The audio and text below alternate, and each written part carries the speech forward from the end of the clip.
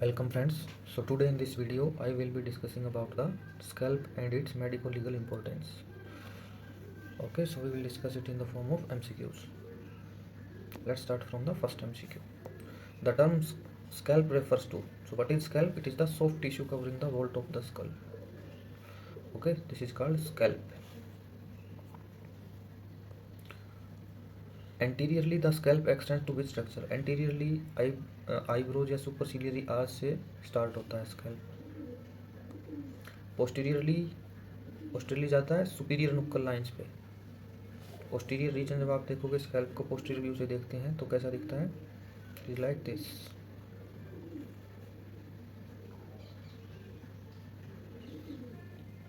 Like this and these are the nuchal lines. ठीक है, inferior knuckle line and superior knuckle line. So it starts from the superior knuckle line. Sometimes there is highest knuckle line also. Okay, तो superior knuckle line से scalp region, scalp soft tissue of the skull start होता है. Laterally the scalp extend to which line? Superior temporal line. Superior temporal line. अगर lateral portion आप देखते हो तो lateral कैसा visible होता है? It is like this. ये नेजियन है. This is the orbit from the lateral aspect. Orbit का जो अपर मार्जिन होता है that is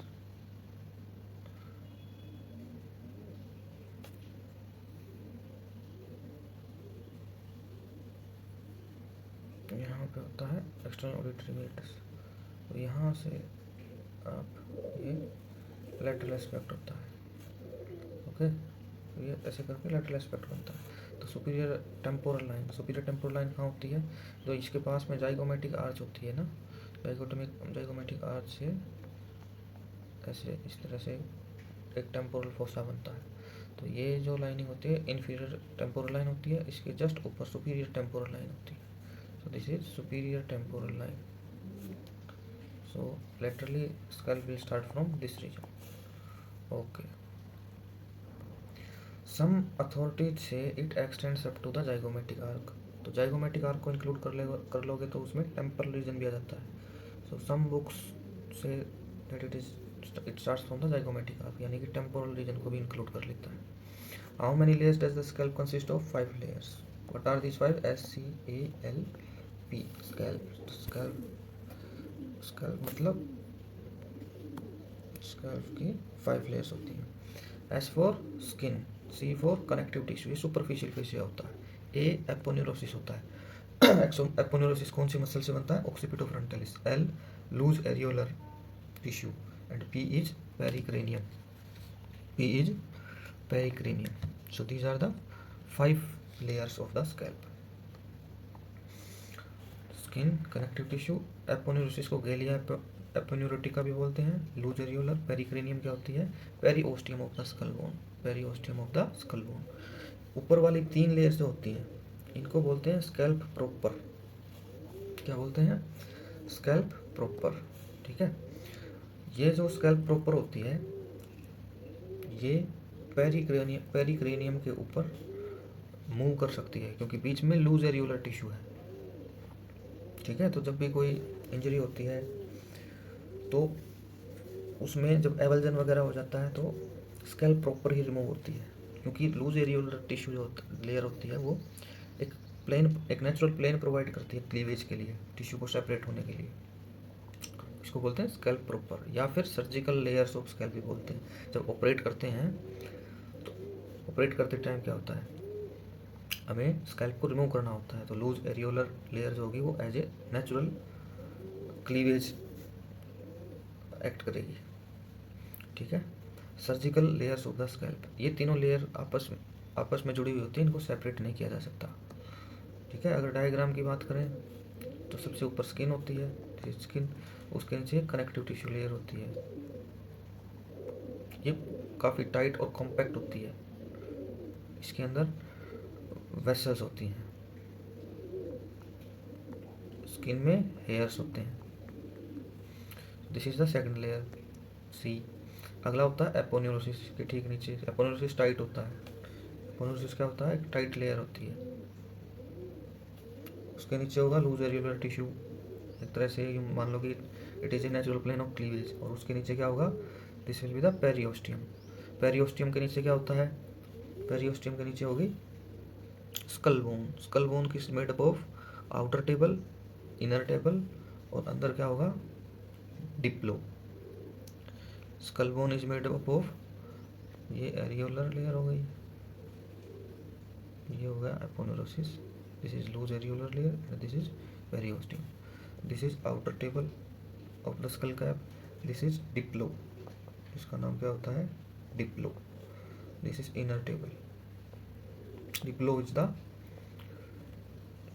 Diplo is present in between outer table and inner table. Okay, so इसके नीचे क्या होता है, इसके नीचे होते हैं साइनस, ड्यूरल वेनस साइनस जो होते हैं वो इसके नीचे होते हैं, ठीक है, जिसके अंदर ब्लड होता है, यहाँ पे वेनस ब्लड होता है। अब यहाँ से जो वेन्स राइज करती हैं, कुछ वेन्स जो होती हैं वो डिप्लो को सप्लाई करती हैं, इनको बोलते हैं डिप्लोइक वेन। ये कौन सी वेन है, डिप्लोइक वेन। कुछ वेन जो होती हैं वो इस पूरे को ट्रेवर्स करके जाती हैं, और जो ये वेसल्स हैं किसमें, कनेक्टिव सुपरफिशियल कनेक्टिव टिश्यू के अंदर, उसको सप्लाई करती हैं, कुछ वेसल्स इसको सप्लाई करती हैं, ठीक है, इनको बोलते हैं एमिसरी वेन्स, एमिसरी वेन्स, ठीक है, इनका क्या सिग्निफिकेंस है आगे पढ़ेंगे। सो this is the structure of the school. Okay, now question, अब आते हैं क्वेश्चन पे। क्वेश्चन क्या कह रहा है, the skin of the scalp is thick and hairy except over, forehead को छोड़ करके बाकी सब जगह पे हेयर होते हैं, थिक होते हैं और हेयर होते हैं। How many hairs are lost daily from the scalp, about 20 to 100 hairs are lost daily. ये क्वेश्चन मैंने क्यों डाला है, क्योंकि हेयर्स जो होते हैं they are a very good trace evidence in case of any crime scene investigation और any forensic point of view. Hair as मतलब जो भी इसकी मेडिकल लीगल इंपॉर्टेंस डिस्कस करेंगे तो उसमें हेयर जो होंगे वो उसका बहुत इंपॉर्टेंट रोल रहता है। The superficial fascia of scalp is made up of, superficial fascia tight dense होता है तो it is dense fibrous connective tissue, that is why contusion, अगर इसमें रीजन में स्कैल्प पे कोई कंट्यूजन होगा तो वो लिमिटेड होता है साइज में, ठीक है, लोकलाइज स्वेलिंग आती है और लिमिटेड साइज का होता है, क्योंकि डेंस फाइब्रस कनेक्टिव टिश्यू की वजह से। फाइब्रस सेप्टा होते हैं कनेक्टिव टिश्यू में, तो इसको न्यूमरस स्मॉल पॉकेट्स में डिवाइड कर देते हैं जिसमें लोब्यूल्स ऑफ फैट प्रेजेंट होते हैं।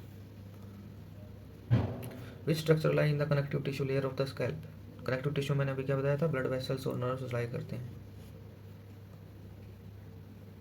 When blood vessels in the scalp are cut they bleed profusely, why, because vessels की जो वाल है वो कहाँ पे है, डेंस कनेक्टिव टिश्यू में, वो उसको वाल को अडेयर करके रखता है, कट लगेगा भी तो वो वाल को क्या बोलते हैं, कॉन्ट्रैक्ट नहीं होने देगा। Their walls are adherent to fibrous network and can not retract, वो रिट्रैक्ट हो ही नहीं पाएगी and scalp wounds will bleed profusely. Also they heal quickly, scalp पे कोई वुंड होगा तो वो कंपेयर टू अदर बॉडी और other portion of the body जल्दी हील करता है, क्योंकि वेस्कुलरिटी ज़्यादा है, ब्लीडिंग भी ज़्यादा होगी और हीलिंग भी जल्दी होगी। Aponeurotic layer of scalp is formed by, aponeurotic layer किससे बनती है, एपोन्यूरोसिस से। एपोन्यूरोसिस किसका होता है, ऑक्सीपिटोफ्रंटालिस मसल का। ऑक्सीपिटोफ्रंटालिस मसल जो होती है वो, अगर स्कल की बात करें, स्कल होता है, ये superior view of the skull है, this is anterior, this is posterior, तो टू वैलीज ऑफ ऑक्सीपिटोफ्रंटालिस आगे होती हैं और टू वैली पीछे होती हैं, और यहाँ पे एपोन्यूरोसिस होता है पूरा, यहाँ पे इन दोनों के बीच में एपोन्यूरोसिस रहता है, ठीक, दैट्स हाउ। ये क्या होता है, एंटीरियर टू पोस्टीरियर डायरेक्शन में, एपी डायरेक्शन में ये टाइटन होता है, खिंचा हुआ होता है एंटीरियर टू पोस्टीरियर डायरेक्शन के अंदर पूरा एपोन्यूरोसिस। तो इवन इफ अगर कट की बात करें, अगर इंजरी होती है, कट लगाते हैं, तो अगर इस पे इस डायरेक्शन में कट लगेगा, यानी कि एंटीरियर पोस्टीरियर डायरेक्शन में एपोन्यूरोसिस में, तो एक गैप नहीं करेगा, it will not gap.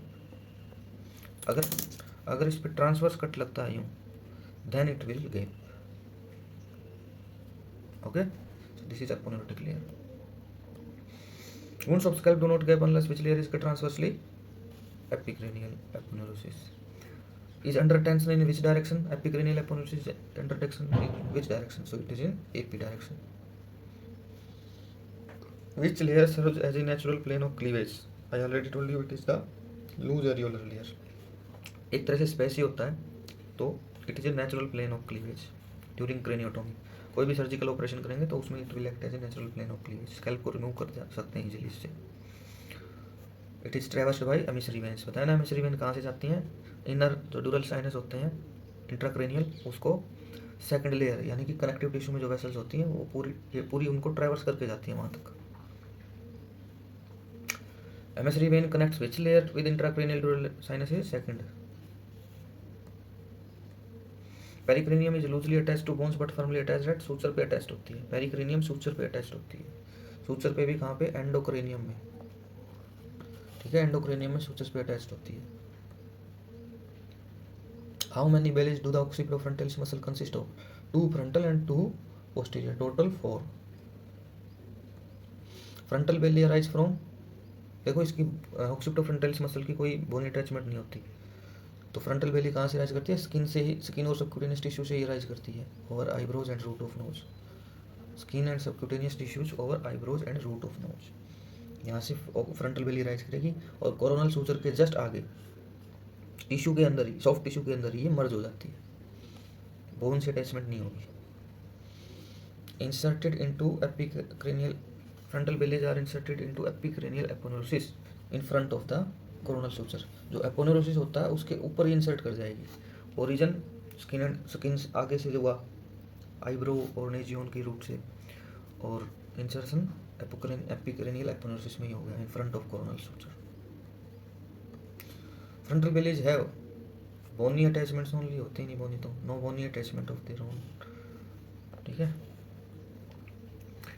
Attached to each other medially at some points. देखो फ्रंटल बेलीज जो होती हैं उनके बीच में कुछ अटैचमेंट्स होती हैं लिगामेंट से ही, लेकिन जो ऑक्सीपिटल होती हैं उनमें कोई अटैचमेंट नहीं होती. बीच में एपोन्यूरोसिस ही होता है.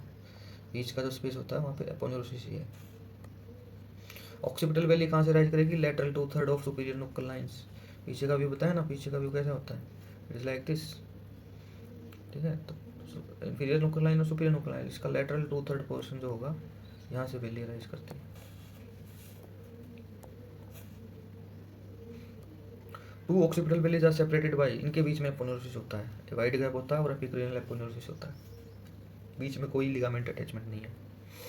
Layer of loose areolar tissue accounts for, okay, loose areolar tissue की वजह से free blood supply, no, free mobility of the scalp proper on underlying bone. जो फेशियल एक्सप्रेशन आते हैं फोरहेड के ऊपर, they are due to free mobility of scalp proper on underlying bone. वो loose areolar tissue की वजह से ही वो मूवमेंट हो पाती है, mobility. When hairs are caught in machinery, which part is avult? बताया ना, स्कैल्प प्रॉपर ही जाएगी. फर्स्ट 3 ये तीनों आपस में जुड़ी हुई होती हैं, और loose areolar tissue natural plane of cleavage provide करती है, तो ऊपर से तीनों रिमूव हो जाएंगे. ठीक है, तो हेयर्स कॉट इन मशीनरी या फिर RTA केसेस में इनमें क्या होता है? इनमें ये चीज़ बहुत कॉमन होती है, avulsion. Blood from loose areolar tissue can track forward into which region? Forward जाएगा आईलिड्स में.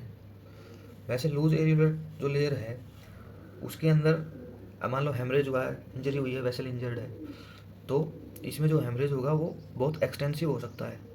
दिखेगा नहीं ऊपर से, लेकिन अंदर जो होता है पूरी लेयर के अंदर बहुत ज़्यादा हेमरेज हो सकता है. Okay, so this thing we should keep in mind. This is a medico legal importance of loose areolar tissue. There can be extensive haemorrhage. Front में अगर वो चला गया, फ्रंट में लूज एरियोलर टिश्यू से आगे स्किन में चला गया, स्किन कह रहा हूँ, आई के सबक्यूटेनियस टिश्यू में चला गया, तो that will lead to formation of black eye. Black eye following head injury occurs due to tracking of blood into subcutaneous tissue of eyelids. This leads to formation of hematoma few hours after a head injury or cranial operation, जिसकी वजह से black discolouration of skin around the eyes हो जाता है. This is called black eye. Okay, ये तो एक तरीका है इसके ब्लैक आई की फॉर्मेशन का. दूसरा जो मोस्ट कॉमन है, कॉमनली जो ब्लैक आई देखी जाती है वो कब आती है? लोकल वायलेंस में, जब फिस्ट फाइट होती है, सीधा आँख के ऊपर क्या बोलते हैं, फिस्ट से फोर्स लगाया जाता है, that will lead to formation of black eye. That is the more common method और more usually seen commonest cause of black eye, this is local violence like fist fight. Loose और रेगुलर tissue layer is called dangerous area, ठीक है। Loose areolar tissue layer को dangerous area of scalp बोलते हैं। आई वही reason है क्योंकि इसमें हेमरेज होता रहेगा और फैलता रहेगा लेकिन पता ही नहीं चलेगा बाहर से। दूसरा, इन्फेक्शन जो होगा इसके अंदर से एमिसरी वेंस पास कर रही हैं, ठीक है, तो इस एमिसरी वेंस जो होती हैं उसके थ्रू इन्फेक्शन ट्रैवल कर सकता है अंदर इंट्राक्रैनियल ड्यूरल वेनस साइनसिस के अंदर, ठीक है। तो इन्फेक्शन में travel via emissary veins to dural venous sinuses, that's why it is called dangerous area of scalp. अब इसकी वजह से क्या होगा, जब ये इन्फेक्शन होगा, मान लो कि इन्फेक्टेड हो गया, इन्फेक्शन की वजह से क्या होता है, वेनस ब्लड जो होगा उसमें क्लॉटिंग हो जाएगी, ठीक है। अब जो एमिसरी वेन्स होती हैं वो क्या करती हैं, अंदर ड्यूरल वेनस साइनस तक जाती हैं, यहाँ पे, यहाँ से एमिसरी वेन, ये लूज एरियोलर लेयर है, ठीक है। यहाँ पे कोई इन्फेक्शन हुआ बाहर से, वो ट्रैवल करेगा इनके थ्रू ड्यूरल वेनस साइनस में जाएगा। ड्यूरल वेनस साइनस लास्ट में कहाँ जाते हैं, कैवर्नस साइनस में। कैवर्नस साइनस होता है ना, डिटेल में बाद में डिस्कस करेंगे, लेकिन कैवर्नस साइनस होता है। तो यहाँ से जो होगा इन्फेक्शन वो ट्रैवल करके सीधा पहुँचेगा कैवर्नस साइनस में। यहाँ पे इन्फेक्शन हो गया तो उससे क्या होगा, septic cavernous sinus thrombosis, septic cavernous sinus thrombosis which is a very fatal which can be a very fatal condition. अगर इसमें थ्रोम्बोस बनता है that can be very fatal. Second, meningitis, meninges का अगर इन्फेक्शन हो गया that can also be very fatal, can lead to death. And third, subdural empyema, pus collection हो जाएगा इन्फेक्शन की वजह से, okay. Another point is blindness, blindness क्यों होगी, इसमें अगर इन्फेक्शन बनता है कैवर्नस साइनस में, अब आगे क्या होती है, ऑप्थेल्मिक वेन जाती है, ऑप्थेल्मिक वेन ड्रेन करती है किसको, आई को। अगर ये भी ब्लॉक हो गई तो that will lead to oedema and इसका जो ऑर्बिट होता है जिसके अंदर आई होती है, तो ऑर्बिट के अंदर क्या होगा, एडिमा और इन्फ्लामेशन की वजह से जो एक तरह से कंपार्टमेंटल सिंड्रोम होता है वैसी सिचुएशन क्रिएट हो जाएगी। That can lead to block pressure on the optic nerve और can lead to obstruction of the blood supply to the eye, that will lead to blindness, okay. So all these are important points that we should keep in mind. Blindness अगर होगी तो वो क्रीवियस heart में भी जा सकता है। Safety valve haematoma, बच्चों में क्या होता है, safety valve haematoma refers to collection of blood in which layer, subcutaneous, subaponeurotic space, yes, this is the loose areolar layer, subperiosteal, subgaleal, subgaleal space और subaponeurotic space एक ही चीज़ है ये, B and D are same thing, okay. तो B and D both are right, ठीक है। Fourth layer होती है, ये बच्चों में होता है। सेफ्टी वाल्व हेमेटोमा का सिग्निफिकेंस बच्चों में होता है। बच्चों में क्या होता है, क्रेनियल वाल्व जो होती है वो प्रॉपर्ली डेवलप नहीं होती, अगर उसमें फ्रैक्चर हो गया, मतलब वो पिंग पोंग फ्रैक्चर पड़ते हैं ना, वो क्यों होता है, क्योंकि क्रेनियल वाल्व जो स्कल बोन होती है वो इतनी प्रॉपर्ली डेवलप नहीं हुई अभी। तो fracture of cranial vault in children that will lead to tearing of dura mater and pericranium. Dura mater और पेरिक्रेनियम में क्या होगी, इंजरी होगी। तो ब्लड जो होगा इंट्राक्रेनियल हेमरेज से वो कम्युनिकेट करेगा किसके साथ, सब एपोनेटिक स्पेस में, लूज एरियोलर जो लेयर थी उसके अंदर चला जाएगा। इंट्राक्रेनियल हेमरेज वहाँ से लूज एरियोलर लेयर में चला गया, लूज एरियोलर लेयर में वो इकट्ठा होता रहेगा, ठीक है। तब तक इकट्ठा होता रहेगा जब तक वो स्पेस पूरा भर नहीं जाता। और इसलिए क्या होगा कि जो साइंस ऑफ सेरिब्रल कंप्रेशन आने होते हैं वो तब तक डेवलप नहीं होंगे जब तक कि वो पूरी लेयर फिलअप नहीं हो जाती। तो science of cerebral compression do not develop until fully filled with blood, subaponeurotic space, ठीक है। तो it act as a safety valve, it act as a safety valve. अगर CSF कलेक्ट होता है तो उसको क्या बोलते हैं, किफेल हाइड्रोसिल। सबएपोनेटिक स्पेस में अगर CSF कलेक्ट होता है तो उसको बोलते हैं किफेल हाइड्रोसिल।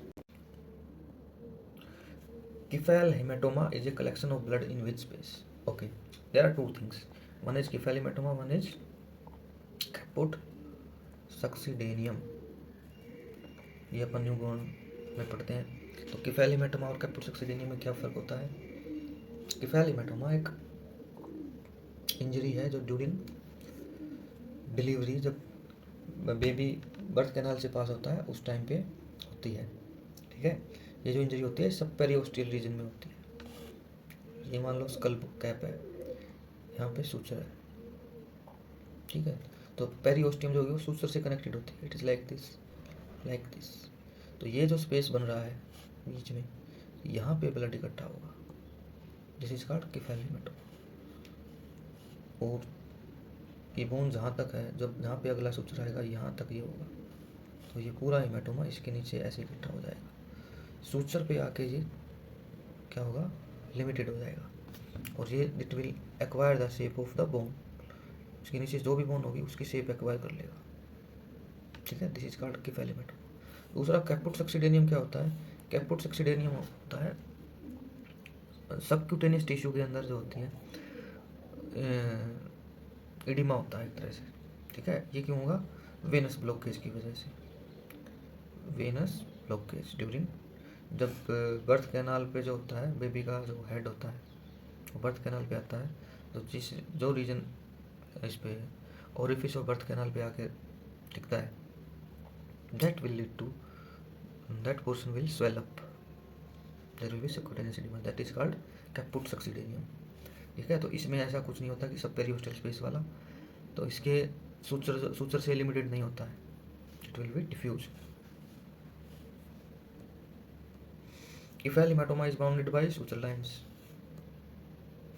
ठीक है। तो वेल डिफाइंड एजेस जो होते हैं वो वेल डिफाइंड होते हैं और ये फर्म होता है, जबकि जो दूसरा होता है कैपुट सक्सिडेनियम वो सॉफ्ट होता है और उसके एजेस भी वेल डिफाइंड नहीं होंगे। It takes shape of underlying bone. Most commonly कहाँ होता है केफाली हेमाटोमा? इंजरी जो होती है वो मोस्ट कॉमनली किस रीजन में देखी जाती है? इसमें पैराइटल रीजन में। Cephal haematoma is most commonly found in which region? Parietal. और कैपुट सक्सिडेनियम ऑक्सीपिटल में होता है, ठीक है। Caput succedaneum is subcutaneous oedema और प्रेजेंटिंग पार्ट और डिलीवरी। जो प्रेजेंटिंग पार्ट होगा वहाँ पे सबक्यूटेनियस एडिमा होता है। Caput succedaneum occurs due to, क्यों होता है? वेनस रिटर्न ब्लॉकेज हो जाता है ना, बर्थ कैनाल से जब बेबी पास करता है उसकी वजह से होता है। Caput succedaneum is it bounded by suture lines? No. Cephal haematoma is bounded by suture lines. It crosses the suture lines. Yes. Firm with well-defined edges? No. It is soft and ill-defined edges. Never resolves. ये कुछ दिन में resolve कर जाता है अपने आप ही। Most common form of birth trauma होता है कैपुट सक्सिडेनियम, यूजुअली ऑक्सीपिट पे, margins ill-defined and it is soft, subsides in few days, कुछ दिन में subside कर जाता है। Then we come on to the blood supply. Blood supply में सीधा सीधा याद रखना, अगर सुपीरियर व्यू से देखते हैं स्कैल्प को, मान लो ये स्कैल्प, ये एंटीरियर, ये पोस्टीरियर, तो यहाँ पे है कान, ईयर, ठीक है। तो सीधी सीधी 5 ब्लड वेसल्स होती हैं जो इसको सप्लाई करती हैं। 2 आगे से आती हैं, ये कौन सी होती हैं? सुप्रा ऑर्बिटल और सुप्राट्रोक्लियर, सुप्रा ऑर्बिटल आर्टरी और सुप्राट्रोक्लियर आर्टरी। एक कान के आगे से यहाँ आएगी, that is superficial temporal artery. एक कान के पीछे से आएगी, that is posterior auricular artery. और एक बिल्कुल पीछे से आती है, that is occipital artery. So on both sides these vessels will arise, ठीक है। Then they form the collateral circulation between them, ठीक है।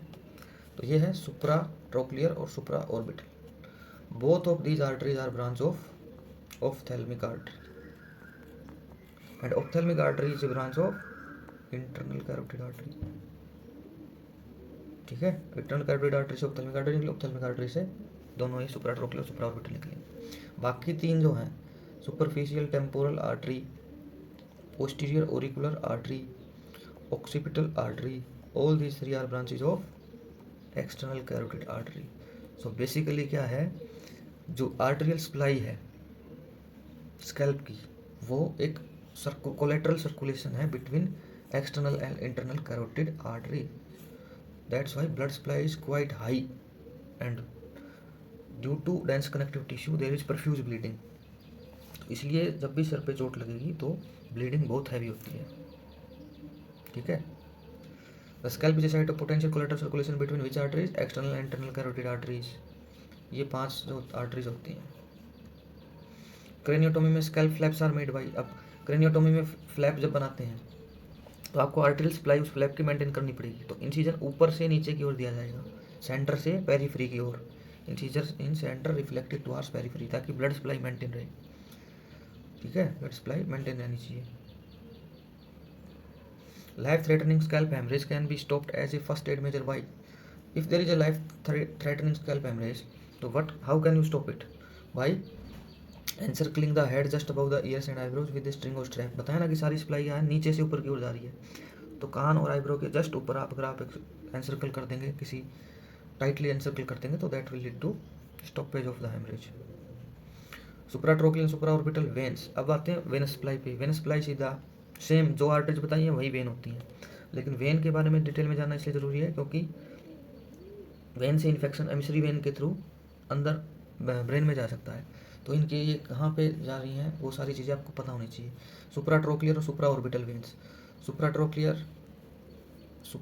आई, सुप्रा ऑर्बिटल आई, ये मान लो आई है। ठीक है, तो at the medial end of eye ये दोनों ज्वाइन करके एंगुलर वेन बनाती हैं, एंगुलर वेन बनाती हैं। ये एंगुलर वेन फर्दर कंटिन्यू करती है एज फेशियल वेन। ठीक है, यहाँ पे लिप्स हैं, लिप्स के राउंड में क्या होता है, डेंजरस एरिया ऑफ फेस। तो यहाँ पे आने के बाद ये फेशियल वेन यहाँ से पास करती है। तो डेंजरस एरिया ऑफ फेस पे अगर कोई भी इंजरी होगी तो that can the infection of that injury can pass through this facial vein, supra orbital supratrochlear veins into the via emissary vein into dural venous sinus to cavernous sinus. ठीक है, तो ये पूरा पाथवे है, इसलिए इसकी वेनस सप्लाई आपको अच्छे से पता होनी चाहिए। ठीक है, तो यहाँ पे ये फेशियल वेन होती है। फेशियल वेन फिर किससे बाइंड करती है, फेशियल वेन आगे फिर बाइंड करी, इसके लिए आपको पता होना चाहिए। यहाँ से क्या आया, यहाँ पे कान है, ईयर है, ईयर क्या क्या होती है, superficial temporal when. Superficial temporal when, superficial temporal when किससे बाइंड करती है, मैक्सिलरी वेन से। मैक्सिलरी वेन से बना बाइंड करके क्या बनाती है, रेट्रोमैंडिबुलर वेन। रेट्रोमैंडिबुलर वेन डिवाइड करती है एंटीरियर और पोस्टीरियर डिवीजन में, एंटीरियर डिवीजन और पोस्टीरियर डिवीजन में। तो ये जो फेशियल वेन होती है इसके एंटीरियर डिवीजन से बाइंड करके कॉमन फेशियल वेन बना देती है। ठीक है, और कान के पीछे से क्या आएगी, पोस्टीरियर ऑरिकुलर वेन। जैसे पोस्टीरियर ऑरिकुलर आर्टरी थी वैसे पोस्टीरियर ऑरिकुलर वेन होती है, ये इसके पोस्टीरियर डिवीजन से बाइंड करती है। ठीक है, और it will form the external jugular vein, जो डायरेक्टली सबक्लेवियन वेन में ड्रेन करती है। कॉमन फेशियल वेन जो होती है वो इसमें इंटरनल जगुलर वेन में ड्रेन करती है। So venous supply external jugular vein और इंटरनल जगुलर वेन के बीच में कनेक्शन बना रही है, और arterial supply internal carotid artery और एक्सटर्नल कैरोटिड आर्टरी के बीच में कनेक्शन बना रही है। तो supratrochlear and supra orbital veins are joined to form which vein, angular vein. Angular vein continues downward as facial vein. Emissary vein pass through which structure to reach the cranium. Emissary vein जो होती हैं वो सीधा पूरा traverse करके जाती हैं ड्यूरल venous sinus से, तो वो कहाँ से पास करती हैं, it pass through foramina in the cranium. Skull base में जो फोरामिना डिस्कस करेंगे स्कल ऑस्टियोलॉजी में, उसमें उससे ये एमिसरी वेन्स पास करती हैं। How many sets of emissary when usually जो होती हैं, जो एनकाउंटर होती हैं वो 2 होती हैं। कौन कौन सी, पैराइटल एमिसरी वेन्स और mastoid emissary when. Parietal foramen से पास करेंगे, मैस्टोइड फोरामेन से पास करेंगे। Parietal emissary vein pass through parietal foramen. Parietal emissary when communicates with which ड्यूरल venous sinus. Parietal foramen कहाँ पे होता है, सुपीरियर सेजाइटल साइनस के ऊपर होता है ना, तो ये सुपीरियर सेजाइटल साइनस से कम्युनिकेट करती है। इसके जैसे एंटीरियर टू पोस्टीरियर व्यू देखते हैं ना स्कल का, ऐसे होता है। तो यहाँ पे कोरोनल होता है, यहाँ पे सेजाइटल होता है, तो ये both these are parietal bones. तो यहाँ कहीं पे पैराइटल फोरामेन होता है, और इसके नीचे क्या है, इसके नीचे है सुपीरियर सेजाइटल साइनस। तो यहाँ से emissary when superior sagittal sinus से कम्युनिकेट करती है। मैस्टोइड एमिसरी वेन किससे कम्युनिकेट करेगी, मैस्टोइड के नीचे क्या होता है, मैस्टोइड के नीचे कौन सा वो होता है, ये तो फोरामेन पूछ रहा है, फोरामेन तो मैस्टोइड फोरामेन होगा। उसके नीचे साइनस कौन सा होता है, सिग्मोइड साइनस। तो ये सिग्मोइड से कम्युनिकेट करती है, sigmoid sinus. Diploic veins are characterised as, diploic veins बताया था जो सिर्फ डिप्लो में तक सप्लाई करती हैं। तो डिप्लोइक वेन्स होती हैं वो थिन वाल्ड होती हैं और उनमें वाल नहीं होती। तो they will help in, they will be responsible for, जब फ्रैक्चर ऑफ द बोन होगा that time diploic vein can be ruptured obviously they will be ruptured and they will be form a part of EDH। ठीक है, extra ड्यूरल haematoma, subdural भी हो सकता है लेकिन extra ड्यूरल के ज़्यादा चांस है। ठीक है, डिप्लॉइड वेन से। Diploic veins drain which structure, diploic veins begin to develop at budget, ये आपको पता होना चाहिए, 2 साल पे डेवलप होने स्टार्ट करती हैं। द टेम्पल कौन सी स्ट्रक्चर होती है? अब लेटरल एस्पेक्ट में जो सुपीरियर टेम्पोरल लाइन बताई थी, सुपीरियर टेम्पोरल लाइन से ऊपर तो था स्कैल्प, अब सुपीरियर टेम्पोरल लाइन से लेके जाइगोमेटिक आर्च तक that will be temple region. ठीक है, सुपीरियर टेम्पोरल लाइन से जाइगोमेटिक आर्च तक that will be temple region. Temple अलग है पूरा, स्कैल्प से कोई लेना देना नहीं है इसका, तो इस पर अलग से क्वेश्चन मतलब ये पूरा ही अलग क्वेश्चन है, स्कैल्प से रिलेटेड नहीं है। टेम्पल वैसे ये जनरल नॉलेज क्रिएटर है, टेम्पल को टेम्पल क्यों बोलते हैं? तो टेम्पल का मतलब होता है टाइम लैप्स करना। तो टाइम लैप्स जब टाइम के साथ क्या होता है, ग्रेइंग ऑफ हेयर हो जाती है, और वो मेनली इसी एरिया में होती है, that's why it is called temple area. How many layers of soft tissue are present in the region of temple? Scalp में 5 होती है, टेम्पल में 6 होती हैं। ठीक है, SCALP ये था, पहली, दूसरी, तीसरी और 5वीं तो सेम होती है, लेकिन रूल एरियोलर की जगह पे टेम्पोरल फेसिया और टेम्पोरली मसल होती है। So these 6 layers are present in the temple. Loose areolar की जगह पे ये होते हैं। Temporal fascia is the toughest fascia in the body, remember it. Now we come to the head injury. Head injury की definition, ये भी MD के एग्जाम में पूछा गया कि हेड इंजरी क्या होती है, व्हाट इज हेड इंजरी, ऐसे करके पूछा गया है, तो इसकी डेफिनेशन आपको पता होनी चाहिए। It is a morbid state resulting from gross और subtle structural changes in the skull और content produced by mechanical forces. ये आपको मेंशन करना, मैकेनिकल फोर्सेस। जब हेड इंजरी फॉरेंसिक में बात कर रहे हैं तो अपन मैकेनिकल फोर्सेस की वजह से जो चेंजेस प्रोड्यूस होते हैं स्कैल्प में, स्कल में या उसके कंटेंट में, ब्रेन में, मेनिजी में, उनको अपन हेड इंजरी बोलते हैं। It is a morbid state. Thickness of adult scalp is 1.5 centimetre तक की होती है, और क्या था, 1 से 1.5 सेंटीमीटर लेफ्ट वेंट्रिकल की thickness. Most scalp wounds are caused by blunt force.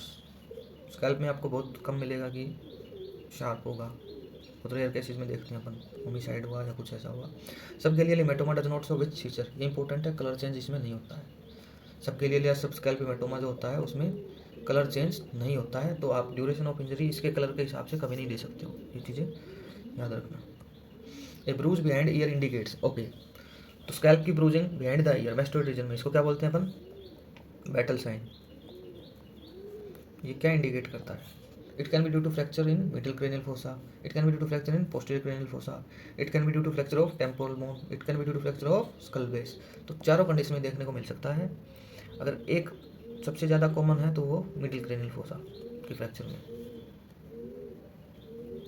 ब्रूजेज of the scalp are associated with, bruise जो होते हैं लिमिटेड साइज के होते हैं लेकिन उनमें इडिमा बहुत होता है, तो इसलिए क्या होता है, स्कैल्प के बारे में, स्कैल्प ब्रूजेस के बारे में बोला जाता है कि they are better felt rather than seen, दिखेंगे नहीं लेकिन फेल्ट होंगे। इसलिए IR में भी या पोस्टमार्टम में जब आप लिखते हो तो ऐसे लिखना, मतलब अगर दिख रहा है तो अच्छी बात है, अदरवाइज ऐसे लिखो कि ए ब्रूज ऑफ साइज इतने इंटू इतने centimetres felt on this region of the scalp, on palpation होता है वो सब। Bruising of the scalp is better seen than felt, no, better felt than seen, better felt than seen. Multiple contusions of the scalp में join together and become confluent making difficult to interpretation of.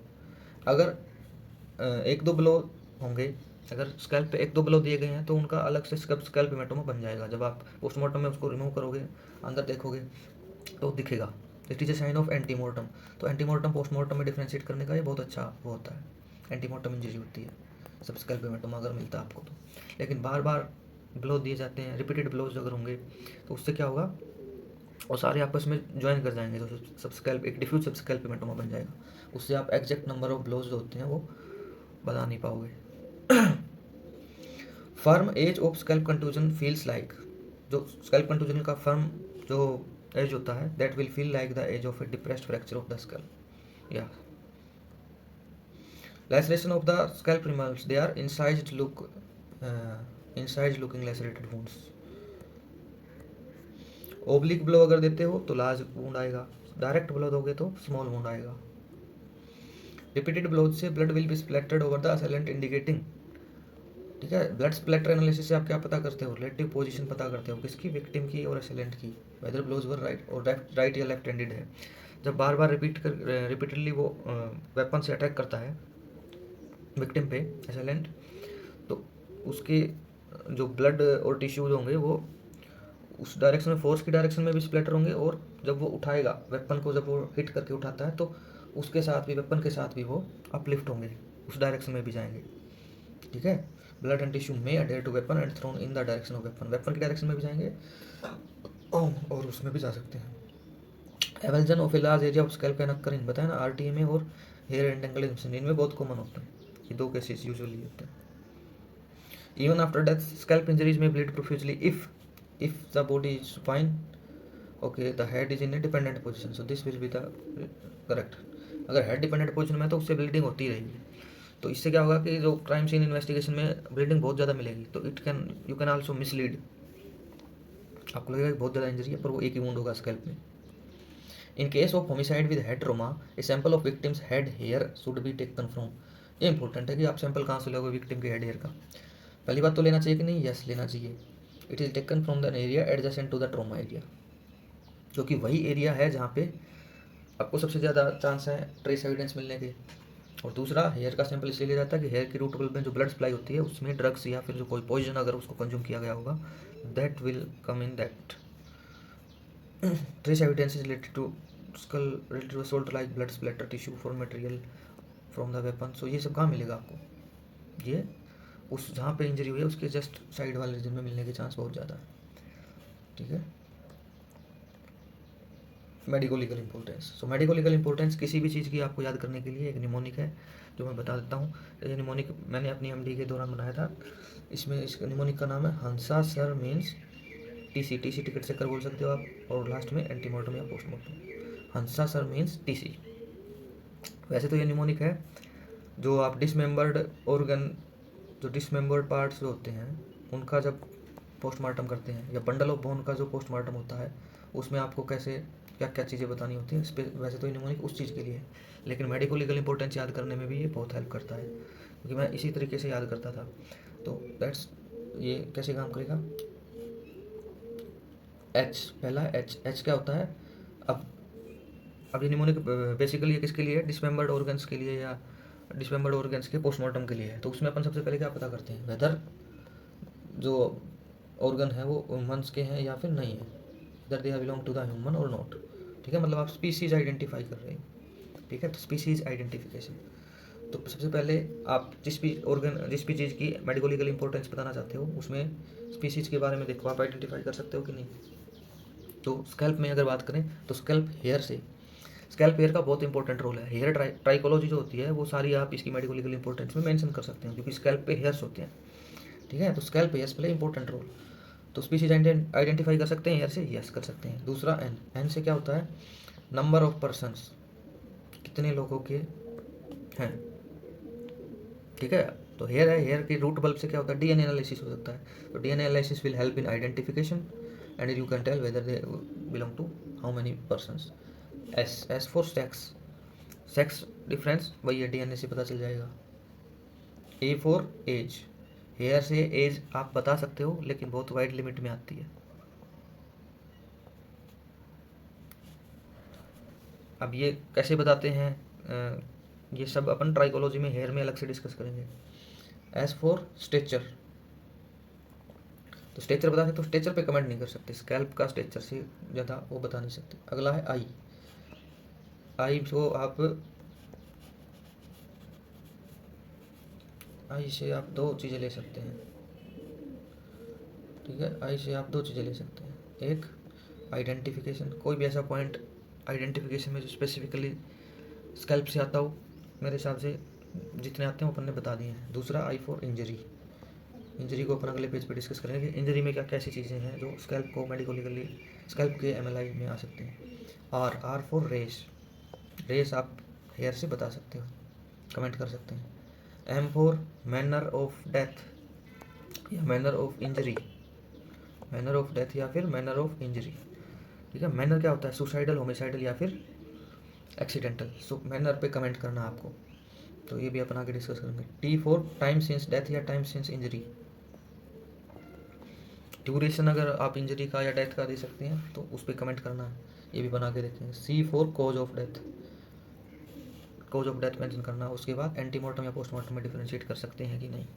So these are the points that we can ये point अपन को ध्यान में रख के MLI बतानी है। किसी भी चीज़ की बता रहे हो ये पॉइंट इमेजिन करना और उसमें MLI लिखना है अपने को। अब देखो इंजरी में क्या क्या चीज़ें अपन स्कैल्प से रिलेटेड हैं जो अपन बता सकते हैं। पहला पैटर्न ऑफ वुंड।